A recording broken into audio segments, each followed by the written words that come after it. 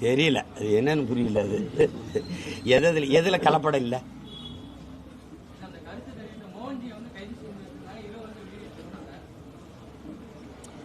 அது ஒரு கருத்து தான், அது இல்லை நிரூபிக்க வேண்டியதானே. அது இல்லை. திடீர்னு பாருங்க எலி கிடந்துச்சுன்றாங்க, திடீர்னு கரப்பாம்பூச்சி இருந்துச்சுன்றாங்க. நமக்கு இதில் சந்தேகம் வருது. இதில் நீங்கள் ரேஷன் அரிசியிலே செறிவூட்டப்பட்ட அரிசியை கலந்தீங்க, அது கலப்படம் தானே. நீங்கள் கொண்டாந்து எங்களுக்கு பொங்கல் கொடுத்த வெள்ளத்தில் பூச்சி இருந்துச்சு, அரட்டெல்லாம் பள்ளியெல்லாம் செத்து கிடந்துச்சு, உருகி ஓடிச்சு. நீங்கள் எப்படி பார்த்தாலும் உருக்கித்தானே பொங்க வைப்பிய, நாங்கள் உங்களுக்கு உருக்கி வசதியாக கொடுக்குறோன்னு நீங்கள்.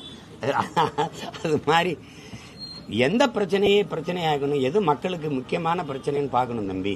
நாட்டுக்கு மக்களுக்கும் இந்த ஆட்சியாளர்களால் எவ்வளவு பிரச்சனைன்னு யோசிங்க. அதை மறைக்கிறதுக்கு இதை எடுத்துக்கிறது. இங்கே தமிழ்நாடு அரசு இந்த விஷ்ணுன்னு ஒருத்தரை பிடிச்சிக்கிட்டு ஒரு வாரம் ஓட்டி அந்த பிரச்சனையை பூரா திருப்பிச்சு. அது மாதிரி இப்போ லட்டு ஒரு நொடியில் தீர்க்கலாம். அந்த பிரச்சனையை தீர்த்துட்டு அடுத்து என்ன விடுங்க அப்படின்னு போக வேண்டியது என்ன. அது அவ்வளோ பெரிய தம்பி கார்த்திக்கிட்ட அந்த நெறியாளர் கேட்டிருக்க கூடாது.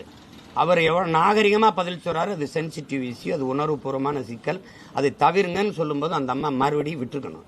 திருப்பி லட்டு வேணாமான்னு அவர் வேணான்றார். அவ்வளோதான். அவர் ஒன்றும் யாரையும் காயப்படுத்தணும். நீங்கள் பேச்ச கேளுங்க, யாரையும் காயப்படுத்துற மாதிரி இருக்குதான்னு பாருங்க. அதுக்கு போய் கோவப்படுறது அர்த்தமிட்டது. இந்த தம்பி மேலேயும் தப்பு இல்லை. பவன் அது இதுக்கெல்லாம் கோவப்பட வேண்டியது இல்லை. வேற ஏதாவது இருக்கா?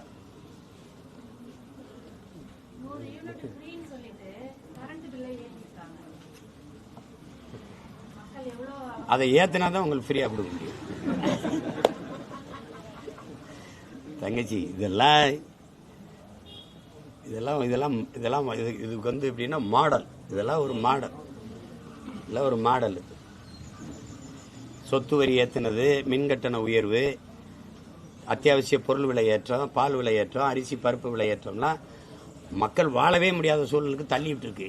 வெறும் மின்கட்டண உயர்வுன்னு பார்க்க முடியாது தங்கச்சி. அது சார்ந்த சிறு குறு தொழில்கள், உற்பத்தி செய்கிற பொருள்கள் மின் கட்டணத்தை அதிகம் கட்டும்போது அந்த ஒரு கடை மளிகை கடை வச்சிருக்காருன்னா அந்த கடைக்கு வாடகை சொத்து வரி கூடிடுச்சு, அந்த கடையை பயன்படுத்துகிற மின்ஸ் கட்டணம் அது கூடிடுச்சு. அப்படிங்கும்போது அது அரிசி பருப்பு தக்காளி விலையில் அது ஏறிடுது. ஒன்று சார்ந்து இருக்கிற அமைப்பு இது. அதனால அதை பற்றி அவங்களுக்கு கவலையும் கிடையாது, ஒன்றும் கிடையாது. மின் கட்டண உயர்வுக்கு அதுக்கு ஏதாவது சொல்ல. அப்படி இருந்தும் எங்கே மின்சாரம் தடை இல்லாமல் வருதா? உங்களால் நம்ப முடியுதா? எங்கள் அம்மா அரணையூரில் எவ்வளோ பயன்படுத்தியிருப்பாங்க மின்சாரம்னு நினைக்கிறீங்க? 1 லட்ச ரூபா பில்லு வந்ததுன்னா அவங்களால நம்ப முடியுதா தங்கச்சி? கேட்ட எல்லா வீடுகள்லையும் விலை, சிற்றூர்களில் இப்போ நம்மளாவது தங்கச்சி கேட்குறாங்க, நான் பதில் சொல்கிறேன். சிற்றூர்களில் இருக்கிற மக்களுக்கு யார் குரல், யார் பேசுறது? 5000 10,000 சின்ன சின்ன வீடுகள் 2-3 விளக்கு, சின்ன சிமிடி விளக்கு வச்சு இந்த முட்டைப்பல் போட்டு எரிக்கிற விலை கண்ணாபின்னான்னு கட்டணும்.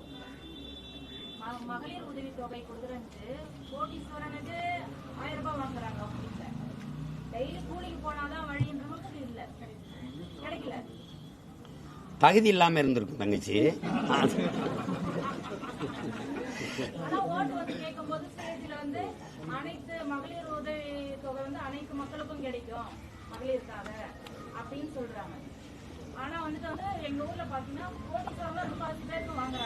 இப்ப நான் வாக்கு கேட்கும் போது தகுதி வாய்ந்த மகளிருக்கு நாங்க 1000 ரூபாய் கொடுக்கறோம்னு சொல்லியிருந்தா நீங்க தகுதி பார்த்து ஓட்டு போட்டிருப்பீங்க. இவர் வந்தா நல்லா இருக்கும்னு. மொத்தமா 1000 அப்படி ஏமாத்துறதுன்னு ஆயிடுச்சுன்னா எதையாவது சொல்லி ஏமாத்த வேண்டியதானே தங்கச்சி. இப்ப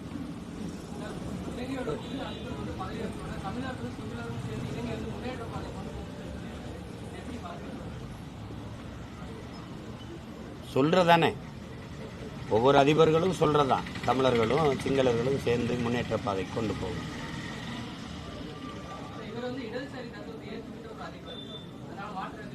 இடதுசாரி தத்துவம் என்ன? இந்தியாவில் இடதுசாரி தத்துவம் இங்கே எந்த அளவுக்கு இருக்கு சொல்லுங்க. யாரு எந்த மக்கள் இடதுசாரி தத்துவம் தேசிய இனங்களின் உரிமைக்கு நிக்குதா?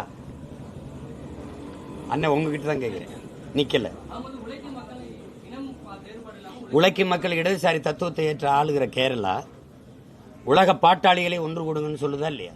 தொழிலாளர் தினத்துல உள்ளூர் பாட்டாளி வாழ பக்கத்தில் இருக்க தமிழ் பாட்டாளி சாகட்டும்னு எனக்கு தண்ணி தர மறுக்குதா இல்லையா? இங்க எங்கே பொது உடைமை இருக்கு, எங்க உலக தொழிலாளியின் ஒற்றுமை இருக்கு? இவ்வளவு பெரிய நாட்டிலே இருக்கிற இடதுசாரியே தேசிய உரிமைக்கு நிக்கல.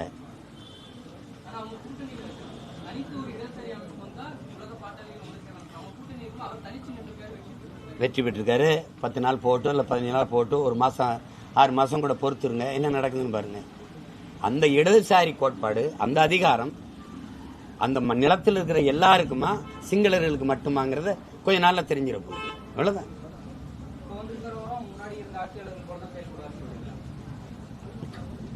சிங்கள நாட்டில் எந்த அதிபர் வந்தாலும் பௌத்த பிக்குகள், புத்த பிக்குகள், இந்தியாவில் பாரதிய ஜனதா எந்த பிரதமர் வந்தாலும் அவர்கள் முடிவெடுக்க முடியாத RSS தான் அது, அதோடைய கோட்பாடு தான் நீங்க செயல்படுத்த முடியும். அதை செயல்படுத்துற ஒருவரை தான் பிரதிநிதியாக கொண்டாந்து நிறுத்துவாங்க. அது மாதிரி புத்த பிக்குகள் அவருடைய கோட்பாட்டை மீறி நீங்க வெல்லவே முடியாது, நீங்க கால் எடுத்து வைக்கவே முடியாது. அது யார் வந்தா என்ன பண்றாரு? தமிழர்களுக்கான உரிமையை நான் கொடுப்பேன், தமிழர் பிரதேசங்கள்ல அங்க இருக்கிற சிங்கள குடியேற்றங்களை தடுப்பேன், அங்க ராணுவ மயப்படுத்தப்பட்டிருக்கிறது திரும்ப பெறுவேன், அப்படி ஏதாவது இருக்கா? ஒன்றும் இல்லை. அப்புறம் நன்றி.